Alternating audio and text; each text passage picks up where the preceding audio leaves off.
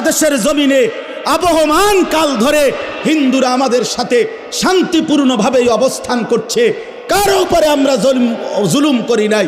5ই আগস্টের পরে আমার মুসলমান সন্তানরা হিন্দুদের মন্দির পাহারা দিছে, বেঈমানে ইসকনের বেঈমানরা তার বদলায় আমার ভাইরে জবাই করে দিছে।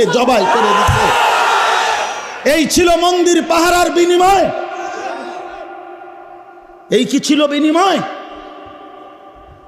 আমরা তো কোনোদিন জুলুম করি নাই, কোনোদিন জুলুম করি নাই।